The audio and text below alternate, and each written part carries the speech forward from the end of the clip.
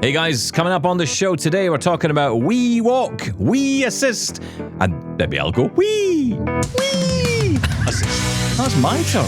This is Double Tap, where blind people talk tech. You always get the we. Here's Stephen Scott and Shaun Preece. All right. Oh, hello. Welcome to another Double Tap. Well, it's been a while since I've done that, isn't it? The triple hello. I like that, Stephen Scott. It's a throwback. Yeah, exactly. That's right. I believe you've been bopping along to your favourite jams.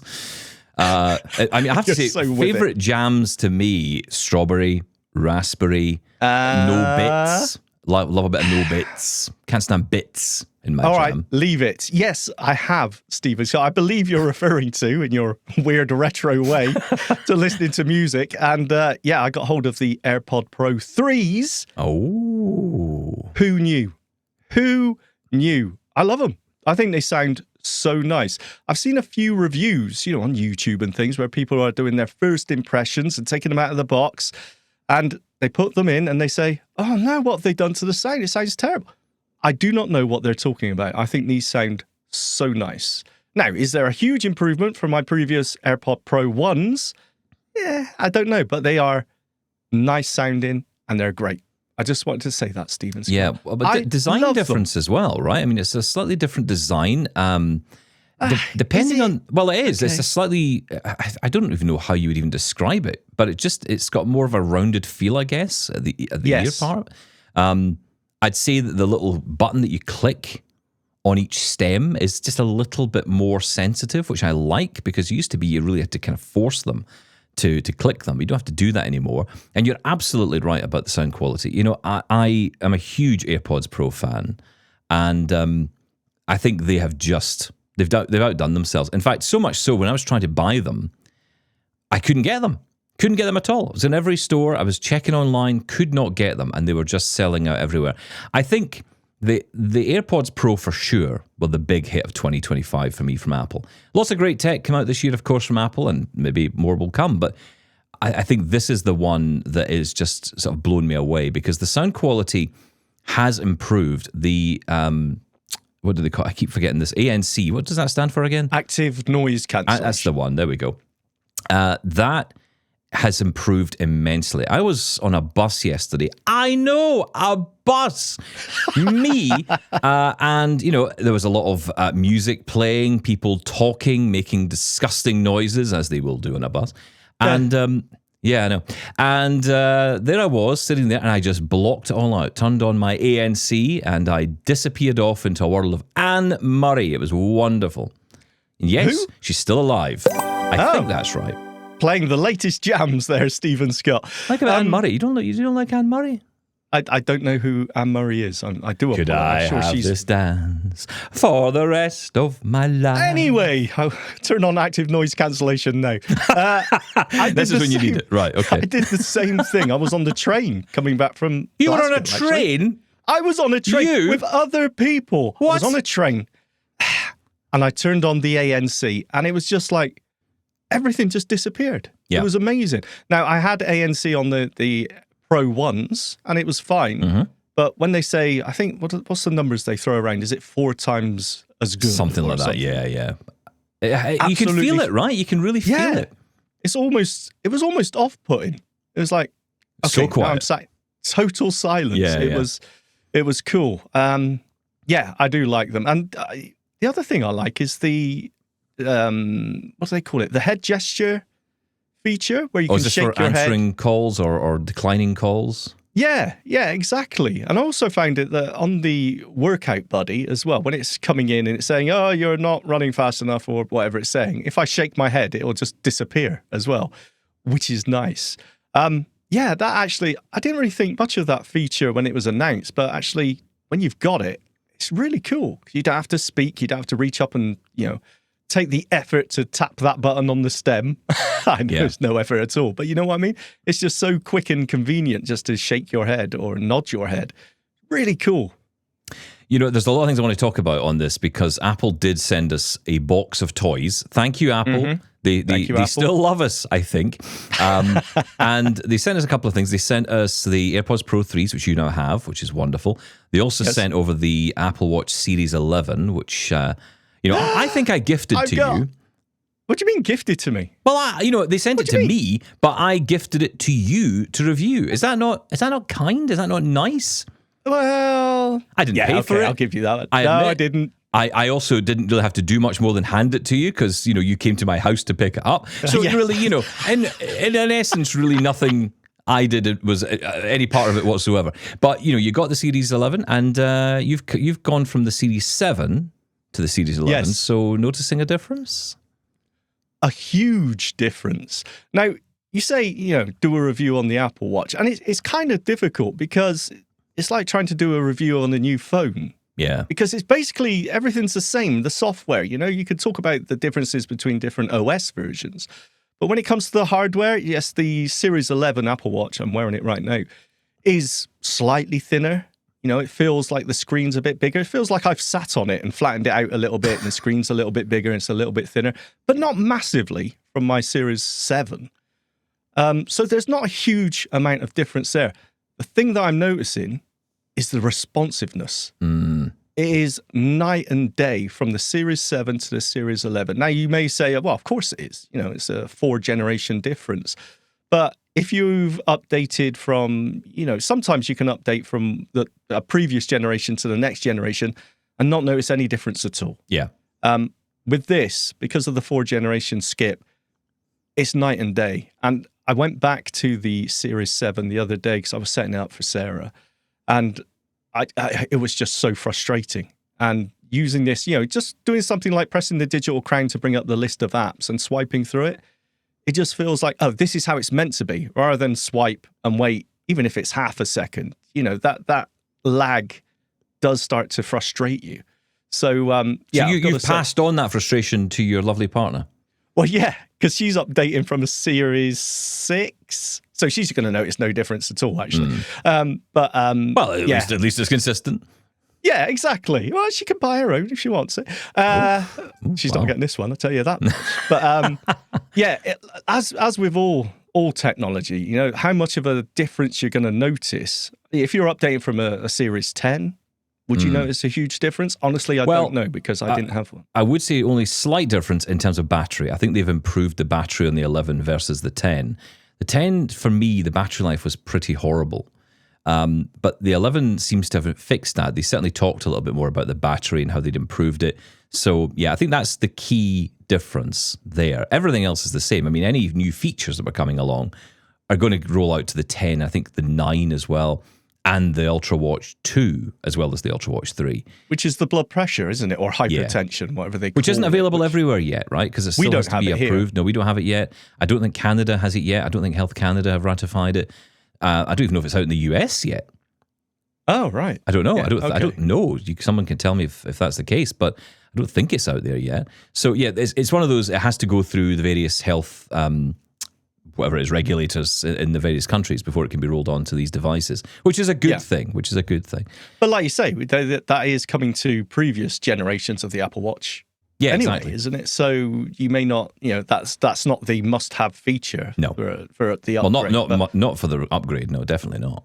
But the battery life, you're absolutely right. I think I'm getting to the end of the day. So from about 6 in the morning to about, let's say, 9 p.m. at night, I get to around 43%. Hang on, just getting some check on this, some fact checking. Yeah? There's no way you stay awake until 9 o'clock at night. Well, I may go to bed at 7:30, but, I lie there awake. I'm still resting and relaxing, chilling and maxing. You're still functional till 9 p.m. Okay. No, I get about, I did check it the last few days, actually, and it's around the 40% mark. Oh, that's not which isn't bad. bad. That's good. Because I'm using it an hour every day as the workout buddy and things like that. So, I'm very impressed, I've got to say. Well, they also sent something over, which I kept hold of. No surprise, really. The iPhone 17 Pro. Now, as you know, I have the iPhone Air, which I've been using and enjoying and thinking it's great. Although, interestingly, I see that sales don't seem to be that great. I think it's because they haven't sold it particularly well. I also saw a report on one of the tech websites that was saying maybe the mistake that Apple have made here is that, and it's not a mistake, it's just a reality that they have two really powerful devices on either side. You've got the Pros, which are really super powerful, and you've got the 17, which is a brilliant proposition. So it's not like they have a cheap option or a lesser than option nowadays. So the Air, if it's a case of, well, we don't know how good this is going to be in terms of battery and function, maybe I just better go for the Pro, or maybe I'll just go for the 17. Even the 16E is a good proposition today. They've got a great lineup. In some ways, the iPhone Air might be losing out to that. But the iPhone 17 Pro put it through its paces yesterday. I had a hospital appointment yesterday. My goodness me, I could tell you stories about that. I got electrically shocked, Shaun Preece. Yes, I know, and it wasn't your fault for once. No, I didn't put my fingers in a plug socket, though I may as well have done. Goodness me. We'll save that. We'll get into that. Yeah, I think we have a busy extra this weekend. I know, so much to talk about. But yeah, the 17 Pro, one thing I did with it was I turned on detection mode, because everyone's like, oh, of course, if you've got the Pro, you've got to use LiDAR. For all I talk about LiDAR and I say no one needs it, no one cares who uses this thing, I've got to say, it was brilliant yesterday. I was loving it. I was loving it.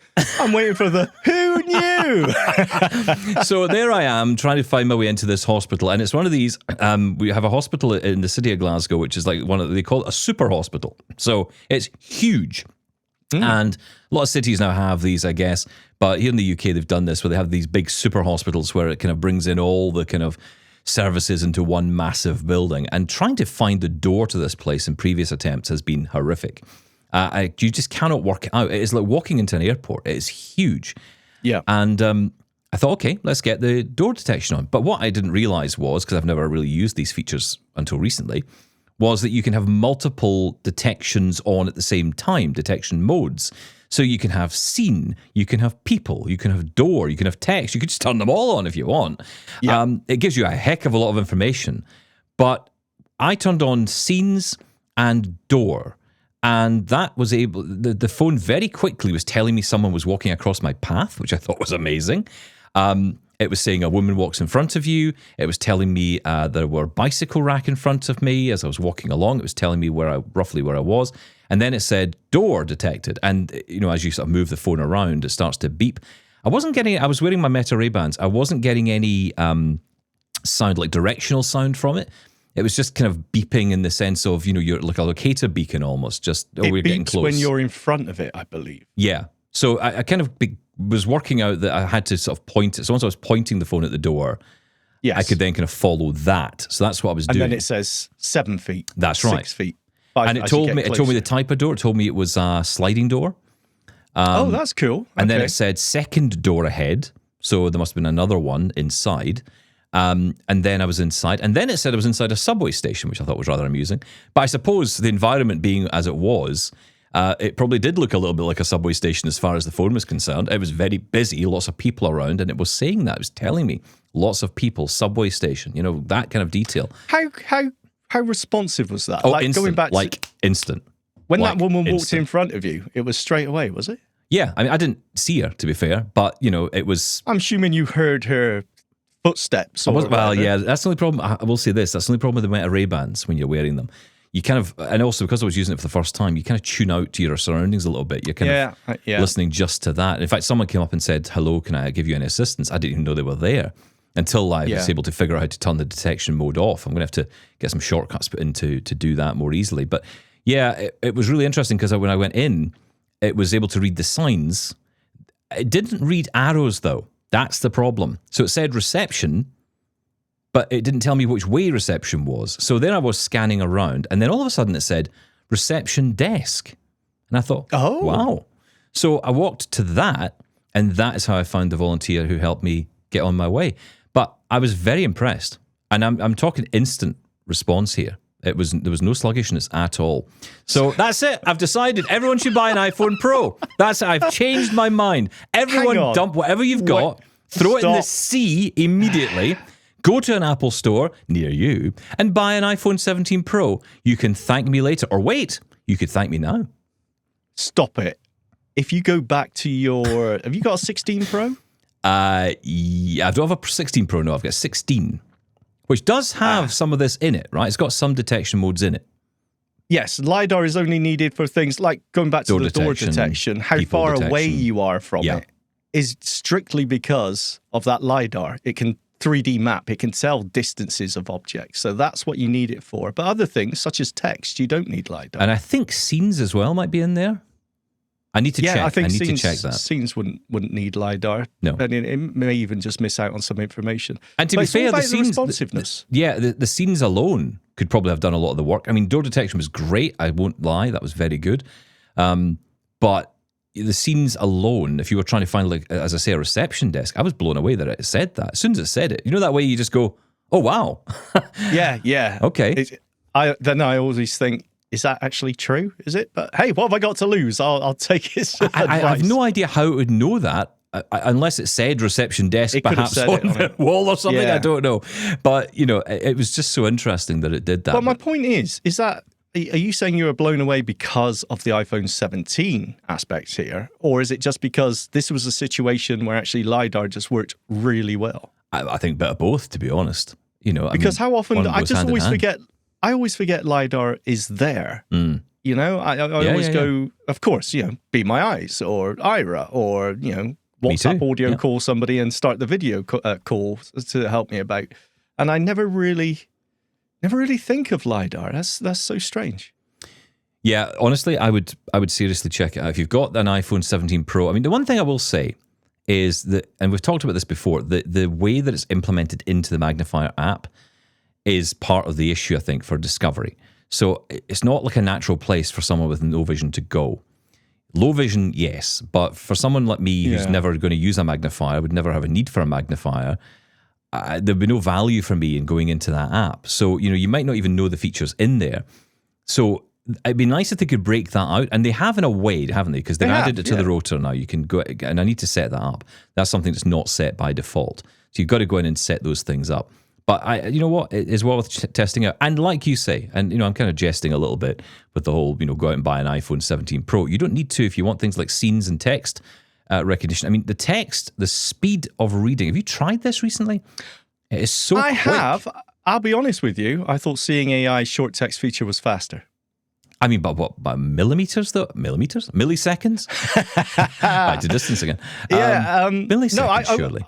I was using it to go through items in my fridge, and I thought, you know what, I'm going to try out the LiDAR text. And no, it was just slower. Well, it's not LiDAR text. This is detection mode. Yeah. Well, okay, sorry. I always refer just to don't all want to confuse people to think you LiDAR. need. Yeah, I know. No, you don't. Yes. What do they call it? Live detection, I believe the actual feature is called. I still find Seeing AI. Hey, I only tried it a few times, so I'll try it again. But do you know what else I tried the other day? I tried Point and Speak. Oh, yeah. I tried that when it was first released. It didn't work very well on my microwave. How did that turn out? That is a LiDAR feature, by the way. That is a LiDAR feature. Okay, so I tried that on my air fryer. And it kind of got okay. I don't know if lighting's the issue, perhaps. It was able to get a couple of the buttons. Yeah. See, I think sometimes as well, I forget. So in my bathroom, in the house, someone had been in the other day and they'd come out of the bathroom and just happened to say, you know, you've only got one working bulb in there. There's like, you know, 6 or 7 halogen bulbs still in there. Since we had the house, we've never changed them. No. And I said, is there? And to me, it was fine. I just had no issue with the lighting in there at all. Wouldn't even have noticed it at all. I still, some days I think why I even bother putting the light on. I have no idea why I do, but I just do. I'll tell you why habit. You do, because they're automatic. Every time I walked into your hallway, I was blown away. I know. Well, in the hallways, yes, the lights are set with a motion sensor. Yeah. That's a Philips Hue.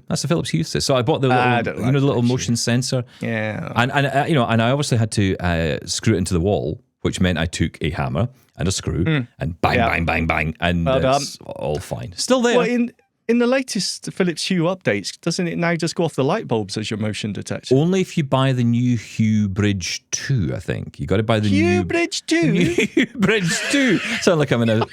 Honestly, you make me sound like I'm in one of those Scottish detective dramas. All right, Mrs. Doubtfire. Yeah, okay. But yeah, Hue Bridge. So it sounds like a town, Scotland, doesn't it? It says, where do you live? I live in Hue Bridge. Anyway, yes, you got to buy the about LiDAR. No, but you're talking about lights. No, the Hue Bridge, you got to get the new one, and that I think is what enables the support within the existing lights you've got. It means you just don't have to muck around trying to put a motion detector I get you. separate. It's well, cool. I'm thinking I'll probably do the upgrade when the battery dies on the motion sensor. And of course, if you've got an Echo smart speaker of a certain generation, I can't remember which one of the round ones that say that, you have presence detection. So that can also detect when someone enters a room or leaves a room, and you can trigger a routine using that. So that's another option. My TV has that, and I hate it. Yeah, you said that. Why? I hate it because every time you walk in the room, the TV says hello. It just freaks me out every single time. Because it comes on, it says hello, and if you just kind of because our living room is connected through, so you walk through the living room to get to the kitchen, and if you just continue on to the kitchen, it'll just turn itself back. It'll say goodbye, and it just turns itself off again, and then you come back through, and it says hello, and it just every time it's like the first couple of times that's quite cute, and then after like the 700 or 800th time of that, you're like, oh, shut up. This is the home of the future. What are you talking? This is the house of tomorrow. I've got to say, the other thing I stole from your house, yes, which was really difficult to carry home. Do I know about this? Oh, yes, this one. Right, okay. Was the Roomba i7 smart vacuum. Oh, was it the i7? Okay. It's the i7, I believe it's i7 Pro. Oh. Of course it is. This is Stephen Scott. He's not going to have anything that's not exactly. Pro. There's no Pro in it, apart from my phone. Until now, iPhone 17 Pro, the future. I brought the biggest suitcase with me, and it still wouldn't fit in. I had to carry it. Anyway, absolutely amazing, by the way, right? Because the thing, I keep playing with it all the time. Sarah keeps shouting at me. Roomba, clean the kitchen. And it just goes straight to the kitchen, and it comes in and it does its job, and then goes straight out. That smart mapping makes all the difference. So the other one I've got is, a $150 one, whatever it was, a dumb smart vacuum, if you like. It just bumps around the walls and cleans. And sometimes it finds its space to charge up again. Other times it doesn't. But that smart mapping feature, it's a game changer. I'm sorry, just sitting in the living room and dropping something and then saying, ask Roomba to clean the living room. And it just comes trundling in. Every time it still gives me a thrill. I love it. It's amazing. So is it accessible, though? How's the app? I will say this. Roomba is expensive, right? It's quite expensive hardware. And arguably, there's less expensive and better hardware out there. There's so many different brands in this sector now, right? The app is completely accessible. I set it up completely, not out of the box, but out of the bin bag that I was carrying it in. Yeah, quite literally. That bin bag never survived, though, did it? That didn't I got survive. a second bin bag from my passenger assistance. Oh, well don't done. worry. Is that a service they offer now, is it? It is now. The difference is, it's up to you to decide whether you want to pay that extra couple of $100 for accessibility. But I've got to say, the app is, when it comes to accessibility, I think I'd stick with Roomba. Wow. I've got the Eufy one as my cheaper option, and it's fine. It's the accessibility. It'll read some of the labels out. Some of the labels, the navigation isn't great. It'll say button, button, button, and then the text labels are a bit further down, so you can figure it out. But it's not a great user experience, but it's usable. So arguably, it is accessible. But with Roomba, it's just a nice experience to use. So, I'm back in the Roomba love, I've got to say. It was great. That's impressive. Yeah. I mean, I think you can also hook it up to Lady A. I mean, when I used it, I was using it very sparingly. We got it for a review from Roomba way back when. And I think we actually got it for the TV show back in the day when we did Access Tech Live. And we did a review of it there. And it was a great little machine. We got there eventually. Yeah, well, the thing was, we didn't really have, because we got, well, at the time, we had quite a lot of furniture in the living room, a big table and chairs. It wasn't really able to clean very much, so it seemed a bit pointless in a lot of ways. And my wife couldn't get on with it. She didn't like the idea of it just trundling around at night. So, yeah, we just stopped using it. That's a good point, because I say the app is amazing, accessible, it's great. There is one area where it isn't. And that's the smart mapping. So when you first set it up, there's a smart map option, and it goes all around the rooms in your home and maps them out. And then it goes back, and in the app itself, it's got a map of your house. It's really strange. And it will try, like it marked some of the rooms, whatever else. It tries to do it automatically. But it got some things wrong. And to edit that and change that and say, actually, this is a different room and that's the doorway there, I don't believe that was accessible. I got someone with a pair of eyes to sort that out. But I kind of think I can almost forgive that because I'm not sure how you would do that in an accessible way. Not to say they shouldn't try, obviously, but I understand that way. So, yeah, it is important that people do know that, I suppose. That isn't accessible. As far as I know, I couldn't get it to work with VoiceOver, but I did spend a lot of time because I was excited and just wanted to get someone to do it for me. I get it. I mean, it's great that you got it going. I mean, even though you did have to buy another battery and probably vacuum out most of my attic from it. Yes. It's funny. I brought it in the house and then put it on the floor. And it was absolutely, the floor was just covered in, what was it? Attic insulation? I don't know. I guess it must be, yeah. Fiberglass. Where it got all that from, but yeah, it was got some. I couldn't use the vac to vac it up because it wasn't quite working yet. You should get the Eufy one to clean up after the Roomba one. I know. I was going to chase each other. Well, I moved the Eufy one upstairs now, so I've got a smart vac upstairs until I get one that climbs the stairs. But it is interesting, right? I know some people don't like yourself. You know, you didn't really work out for you, the smart vacuum. But I really think it's a good idea. Just, you know, you can set it to schedule every day. And with this one and the other smart mapping ones, you can set it to just clean any specific room. Yeah. I just find it really useful as someone who can't really see if there's a mess in there. And I've got a normal stand-up, upright vacuum as well, a Dyson or a Shark or whatever it is. And they're great, you know, for a full clean. But these smart vacuums are really useful for us, I think. Yeah, I agree. Well, look, we're going to take a short break from all this because I want to bring in our guest today. We're going to talk to Jean-Marc Feghali from WeWalk. You'll know I've been testing out the WeWalk Smart Cane, the second edition, I should say. And today we're going to talk a little bit about We Assist. Now, this is their new assistant option, which is launching as a beta in the UK right now. In fact, it has launched already as a beta. Only in the UK so far. We'll get some more details on that and hopefully some detail as well on where else it might roll out to in the coming months. But let's welcome Jean-Marc Feghali back to the show. Good to have you back with us, Jean-Marc. It's wonderful to be back, Stephen. Yeah, it is wonderful to have you here. And you know what? I think we're getting close, Jean-Marc, because, you know, you invited me to your place. Well, actually, RNIB's place for a very big place. It's a big place you've got over there. Yeah, we went to the head office of RNIB in London, England. There were canapes on offer along with wine. I think they call them canapes, but I prefer to call them canapes because I'm common.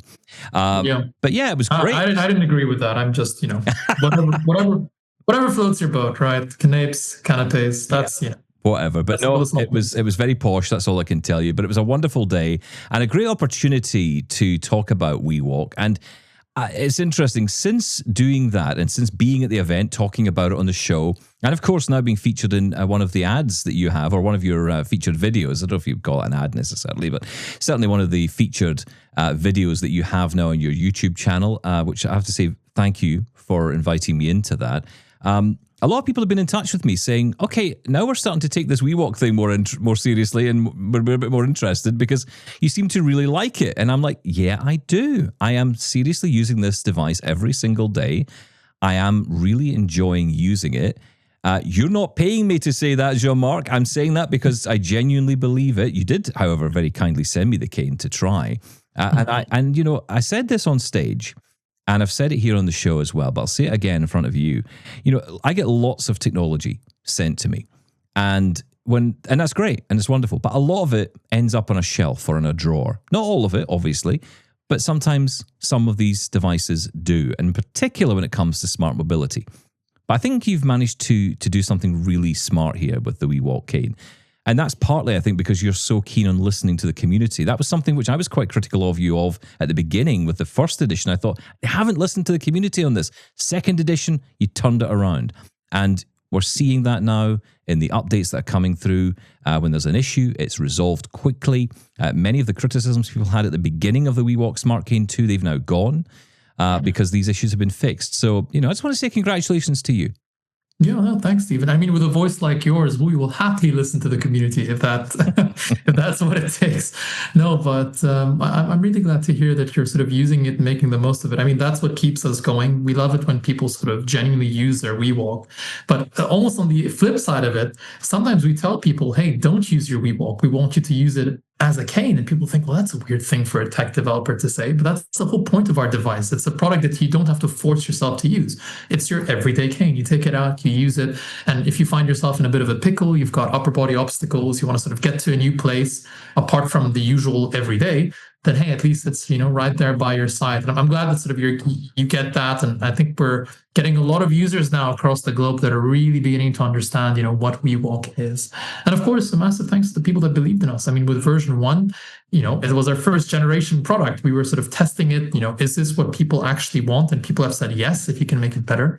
And that's where we are today. But we have some interesting announcements, don't we? Absolutely, yeah. Well, I want to talk to you about WeAssist because I've had many questions about this. I remember finding it in the app and thinking, okay, what is this? Well, it sounds rather cool. And, in the UK in particular, for our UK audience, and we'll talk more internationally in a moment, but let's talk about the UK audience first because there is some particular news for UK listeners.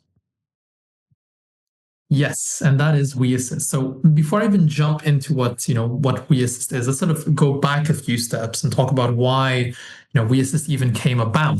People think of WeWalk as a smart cane company. What are they doing building a WeAssist service? So the idea behind WeAssist, quite simple. We heard from many of our smart cane users that they sort of wanted something a little bit extra, a helping hand from time to time that something like a smart cane might not be able to help them with. So things like identifying items in a grocery store, knowing what type of makeup to put on, even navigating complex indoor spaces like airports. And so we thought, hey, look, we've kind of, we're fixing the mobility problem with our smart cane. We've built an app to complement the smart cane. So we already have the platform in place. Why don't we just expand the services of our app with this service, which we call WeAssist, where you can get connected to a professionally trained sighted agent using your smartphone camera and microphone to help you with these additional tasks. So you don't need a smart cane to do this. You can simply take out your WeWalk app, you click on this connect to an agent button, and you'll be connected to this professionally trained agent who is employed by WeWalk. So we guarantee, a certain level of professionalism and service. And through a one-way video feed, two-way audio feed, they can sort of see what you're seeing through your smartphone camera, tell you what's in front of you, and help you out. And, for us, we like to do things the WeWalk way. We don't just launch something and see what happens. We generally like to test it, make sure we're really understanding what people want to do with the service, push it to its limits before we officially launch it, as a paid product. And that's exactly what we're doing now. So following some initial testing supported by the RNIB and our wonderful partners, we are now launching free of charge WeAssist in the UK until the end of this year. This is a beta. So again, I stress to people, whilst we think it's going to work really well for you, it's still a beta. There's still, ways for us to go here.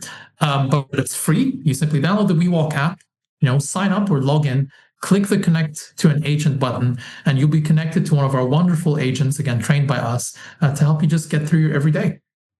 And the key thing here is, as you said, and let's not skip that, you don't need the WeWalk Smart Cane to use this, right? It's not like you have to have bought the cane and then that unlocks this feature. It's already in the WeWalk app, which anyone can download. Exactly. The whole point of this is just for us to fill another need within our visually impaired community. We don't tie you to buying our hardware or our software, to access the service. You just, again, simply download the app and then you should be good to go. So anyone can do it. Like quite literally anyone with an iOS or Android smartphone can just download the app, again, sign in or sign up, and the service will be available. And I'll just mention that it's currently available on business days, on working days, from 8 a.m. to 6 p.m. So anytime from 8 a.m. to 6 p.m., Mondays to Fridays, working days only, you can call up an agent and, we're really excited to see what people come up with. Some people use WeAssist to help them with their maths homework, to sort of read documents or to read papers. Some people use it to count banknotes because, again, our agents are trained, so privacy is very important for us. You're not just connecting to a random person. This is someone that, we can guarantee a level of service and privacy. Some people use it to navigate general environments, to read documents, to identify items on a store shelf. So the possibilities are kind of endless. And we're kind of excited to see how people use the service and what feedback they can give us as well. It's funny you say that. I must admit, whenever I've thought about using these services, I tend to think about them, especially, I must admit, with WeAssist, because in my head it was kind of tied to WeWalk. I'm thinking I'll use it for mobility purposes. I'll use it for being out and about. I wouldn't have necessarily immediately thought, oh, I could use this at home. I could use it, as you said, for maths homework or for something that, I might have used another service for. What are you going to say to those people who are saying you're going up against the IRAs of the world, the other visual interpretation service out there? What do you say to those people who say that you're going to be in direct competition with them? Yeah, the thing is, I generally don't think there's such thing as direct competition within our visually impaired community. And I'm saying this as a person myself who loves his WeWalk Smart Cane, uses it as part of the community and as part of the WeWalk team, but also uses other devices like the Ray-Ban Metas, for instance. It's all tools in the toolbox. And as long as we give people the option, then it's up to people to decide which service they use. I mean, I'm not sort of coming on to say, our service is better than everyone else.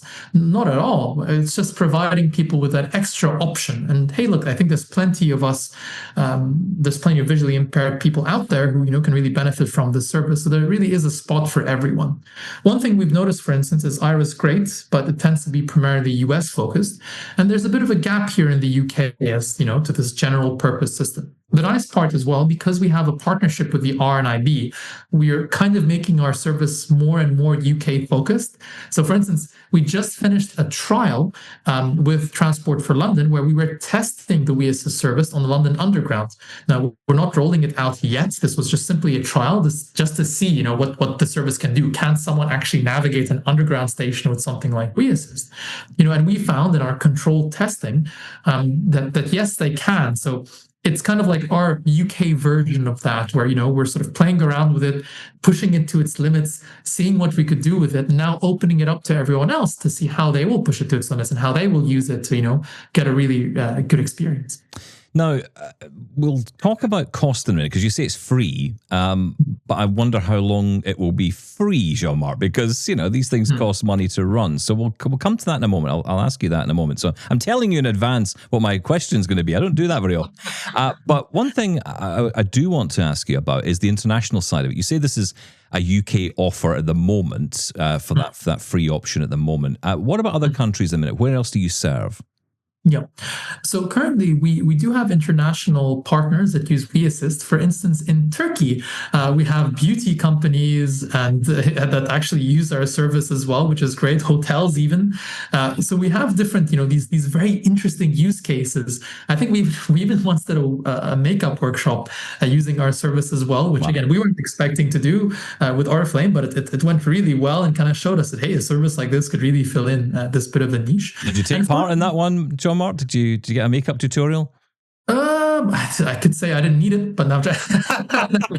Well, I'll go with it. I don't know. I'll go with it. I'll trust you. I would have needed it, but some of our other team members were lucky enough to participate in that. But yeah, so for us, again, it's kind of exploratory. And then we found that, partners generally love using the service. We also have it as a general use system in Turkey, for instance, where people can sort of obtain minutes, pay for minutes to sort of have the service for general purposes. But for us in the UK right now, because this is our first launch, it really is a big deal for us. That general purpose feature, which typically is paid, is currently free of charge. Now, we expect from next year, it is going to have to become a paid service. And in the end, we're still a company and we have to sustain our costs. In the end, these are agents that we hire, that we pay for. But again, as I like to say, in our WeWalk way, given we're, a team of people that are, that have lived and professional experience of visual impairment, we're part of the community. We want to do this correctly. We're genuinely now paying out of pocket, opening up the service free of charge, just so people can, again, give us that feedback and at least, give us ideas and feedback to the future of the service. And again, depending on how people use it, depending on how much they use it and which environments they use it in, that will naturally affect our cost model and the environments and use cases for which we prepare for next year. So you don't at the moment have a sense of what that cost would be, whether it be I would imagine a subscription cost per month, perhaps for a number of minutes. It'll probably be something like that. But again, and this is something which I can reassure people with. Well, actually, you don't have to take my word for it. You can sort of look at our existing smart canes and how we've priced things in the past. We genuinely try to be reasonable. Again, as a team of people that are sort of, I don't want to say fed up of sky-high prices. It is expensive to be visually impaired, unfortunately. Yeah. We look at everything very carefully. And we, when we price things, we ask ourselves, as a visually impaired person, as a member of this community, would I be happy to pay this amount for what the service is giving me? And that's how we decide on all our pricing. We will do the exact same for WeAssist. And as a commitment to that, again, we're offering it free of charge now, paying out of pocket to really see if people want a service like this, just how much they want it, which environments they'll use it in, and then how we can, tailor that pricing model accordingly. So consider the use cases and pricing to be, almost completely dependent on how people use it over the next few months, which is why we're genuinely encouraging people. You've got nothing to lose. Just download it, give it a shot, and let us know how you feel. It can only be a win-win. Yeah, that's right. I mean, what's not to love, right? I mean, why not try it? If nothing else, give it a go. I mean, I suppose one aspect of it could be that if someone's bought the WeWalk cane, will there be any benefits for them in terms of that cost? Would the price be, or the subscription potential? I know you don't know this necessarily at this stage, but I just think from that sort of value perspective from the customer, if I've bought this device, if I've spent my money, and I'm now paying an extra fee for a subscription, which is becoming more and more common. Let's be honest, that's the way a lot of these systems are going. You would like to think there might be more value if you're a customer versus someone who's using it who isn't buying the device. Is that something you're considering or would consider? Yeah. No, that's a really fair question. And again, we've always factored this into how we sort of price our devices. So for instance, for people that, have bought a WeWalk Smart Cane, they currently get free access to our navigation and exploration features that are otherwise paid subscriptions for people that want to access the app. The way that we consider subscriptions isn't that we want to, make people pay more for those that have already fronted the costs up front. That's not at all why we run subscriptions. The reason why we run subscriptions is for people who might not be able to pay up front or who might not need a smart cane, giving them a lower cost of entry to access some of our other services. So think of giving people an option at a lower cost rather than charging people that already, paid us to access services that they rightfully have paid for. So for instance, with our WeWalk app, we realized when we first launched our smart cane, hey, look, we've kind of accidentally built a really good navigation and exploration app. Yes, it costs money to operate it, but we don't want to have to sell people smart canes to improve their lives with their app. So why don't we give them the app at a nominal monthly fee of just a couple of quid, basically, for those that don't have the smart cane to still get some of those benefits. So for us, we think of the subscriptions as a way of unlocking the services for people that might not be able to pay up front, as opposed to trying to charge people that have paid up front a little bit more. Now, of course, for WeAssist, because it's independent of the smart cane, we're still going to have to review that to see, how those two can interact together. But again, for us, the proof is in the pudding. You don't have to take my word for it. Just as we've done before with our smart cane and our app, we will always try to find a way to make this as equitable as possible. I think one last thing on this, which I think we're very proud of as a team, is in certain countries like Germany and even Australia, people don't have to pay for their smart canes because it's now covered by national health insurance. So yeah, visually impaired people don't have to front up anything to be able to access, our technology. And that's exactly what we want to do with WeAssist. So we already had international partners, including those beauty brands and hotels and airports that had paid for the service so the end users don't have to, therefore allowing the visually impaired person to access their services through WeAssist free of charge. So the user pays nothing. The organization which is sponsoring WeAssist pays for it instead. And we're definitely exploring similar features here in the UK with transport providers and airports, for instance, where if a user was to show up to their venue, the user doesn't pay anything to use WeAssist. It would simply be the operator themselves through their, diversity and equality goals to cover the costs to allow those users to make better use of their services. So we're always looking at ways to make the service more equitable and to take costs away from the users too. Yeah, and that's wonderful. That is wonderful and it's laudable because, you're absolutely right. The cost of being disabled is significantly higher today than it probably has ever been, quite frankly. I mean, even if you think about And let's be honest, technology is at the heart of that, because all this amazing technology that is out there that can make our lives better, whether it be a braille display, whether it be a new phone, whether it be a computer, whether it be a WeWalk Smart Cane, whatever it might be, it is so important that people can be able to access it. But the challenge is the costs. And that is something you're always going to be challenged with, I imagine. One thing I would say to you is, and I've said this many times to other companies as well. I mean, there's two sides to this coin.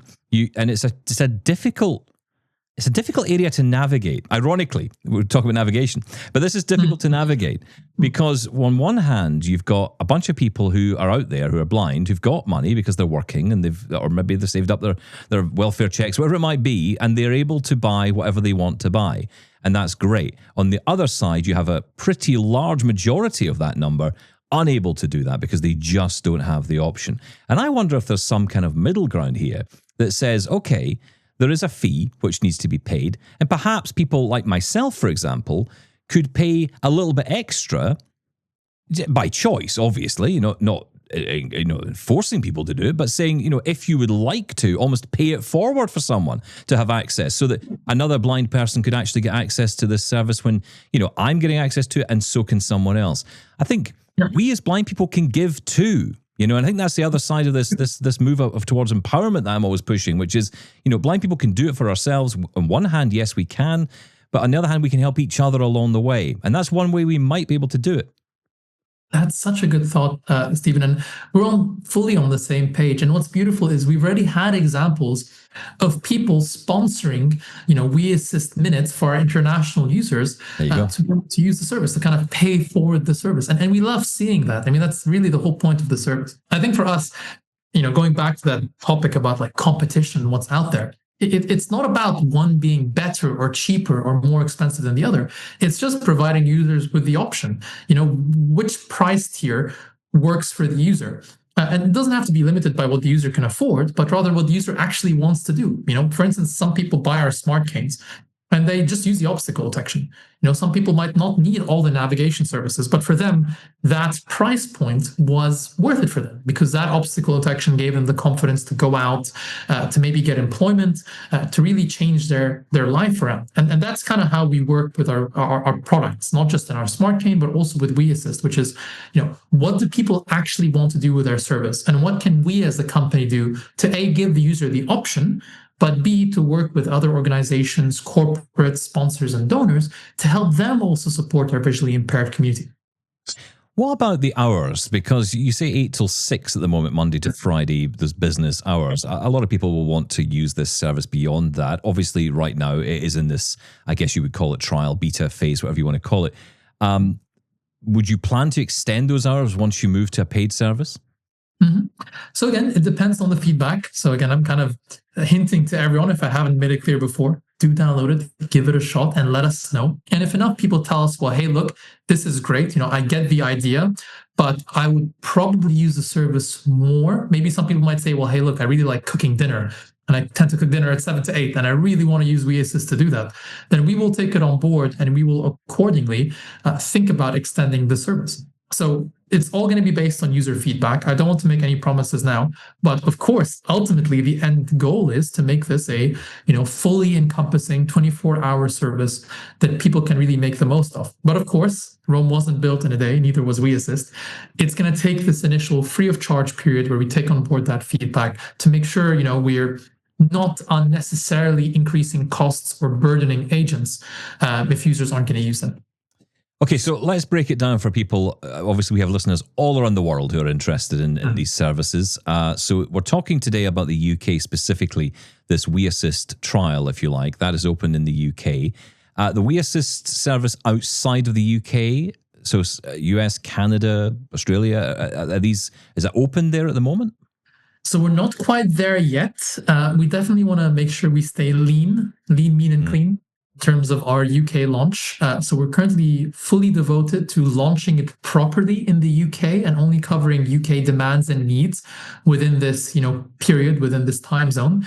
But certainly if things go well in the UK and, we learn from the feedback we get from users now, then of course, for us, we're an international company. We've got Smart Cane users in over 60 countries. I'm sure We Assist will have a similar fate in the future. And I'm guessing those partnerships that you're building through selling the hardware into countries like Canada and Turkey and US and wherever else, Australia, you're going to be able to lean on those partnerships in a way to help develop WeAssist in the future. Absolutely. It's the partners that make us on this one. Without them, we wouldn't have been able to get anywhere near this far. So a great example of this, again, for the UK launch is RNIB. We didn't just wake up one morning and go, you know what, we're going to launch WeAssist in the UK. No, there was like a genuine amount of pre-planning here. So thanks to the RNIB, we had several workshop sessions, especially with their helpline team, because they've kind of got a version of WeAssist, except it's done over the phone where you can just call them and ask them for advice and help. So we sort of asked, we're like, okay, based on the UK needs of the blind and partially sighted community, what do people call you for? How can something like WeAssist potentially help? What language should we be using? And that was really, really helpful for us. I mean, we did trials at airports, underground stations. We learned a lot, about launching a new service like this in a new country. And without the RNIB, we wouldn't have been able to bring it this far, and we wouldn't have been able to do this free launch.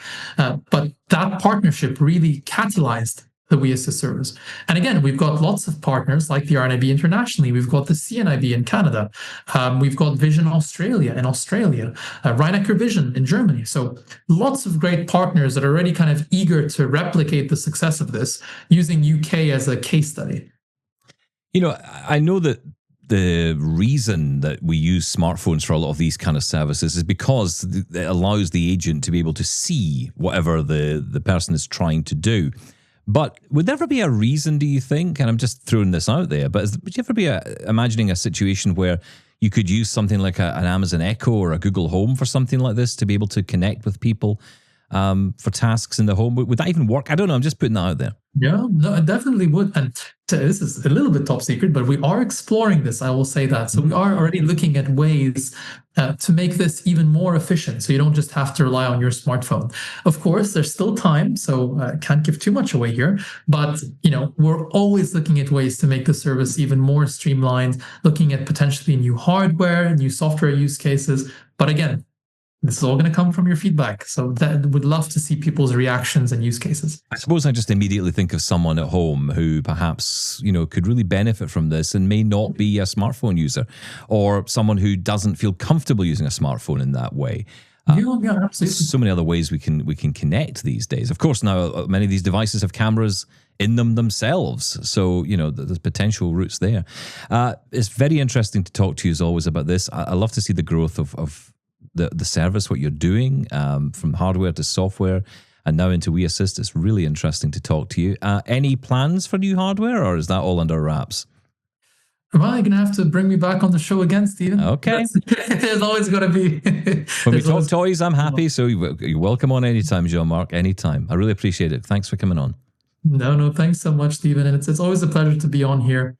Thanks for the opportunity and for being such a great friend to WeWalk. We can't wait for you and the community to test out the service and again, to let us know what you think.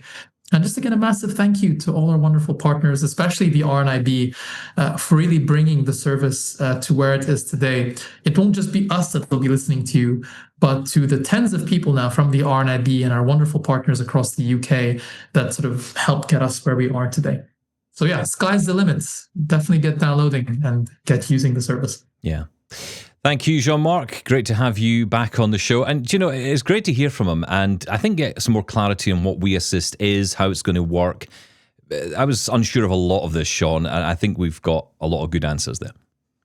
Yeah, it makes me wonder, are they focusing on the wrong product here? Because it sounds like, with their navigation app there and all that can do, I'm going to ask you about that later on. I'm wondering if the app is more what they should be focusing on and seeing the Smart Cane itself as almost an accessory to the app. Because I did not know you could access this stuff without buying the Smart Cane first. So I think that's really important. And I will say, everyone, if you're in the UK, try it out. Download the app and try the WeAssist. Literally nothing. There's no money involved. You can try it. You can download the app for free. You can try the service for free. Why wouldn't you? Why wouldn't you want to try it out? And look, if nothing else, it gives them an indication of interest. How many times in our world do we hear people say, I put this idea out there, haven't heard a thing? Yeah. we got to get involved in this. If we want services, we keep going on about wanting services. Now, look, I will be honest, as Jean-Marc said himself, and it was a question I had for him, which was, this can't be free forever. So obviously there is going to be a cost attached to this at some point if it rolls out and becomes popular. But which I don't not expect that to happen. I think the question will be what that price will be, how that will work, and whether or not if you have a WeWalk cane, will that make a difference in terms of that cost? There's a lot of questions. You should get 6 months free. I agree. You got a WeWalk cane on the entry level amount of minutes. I don't know, we'll figure that out. I will say that the freeness of this service, you're helping them out. You are the beta testers here. You are shaping the service. So I wouldn't make, okay, yes, it's free, so definitely try it out. But at the same time, we're helping out in the beta testing process here. Yes. The real test is going to be, what's the price point going to be? And of course, we're thinking of Ira, right? I know it's another option. Fantastic. We're looking at Ira because the price point there, people have their thoughts on that. So that's going to be the comparison that everyone is going to make. Yeah, Jean-Marc might not see that as competition. I think that is competition in that market space. And again, that's not a bad thing. Absolutely. It's not a bad thing for there to be competition. Yeah, I agree with him. It's another option. So just test it out. Only in the UK, though, just an important reminder of that. It's only in the UK at the moment. They are hoping to roll out to more places soon, but very interesting. Lots more news to come this week. Great stories to tell you and some great guests as well. I'm going to be talking all about Jaws 2026 with Ryan Jones from Vespero. I can't imagine pricing will come up. I don't see that ever coming up in conversation. But hopefully we'll get a chance to talk about some features. We'll get into that hopefully quite soon. Catch you later. Bye, Shaun. Bye-bye. Thank you.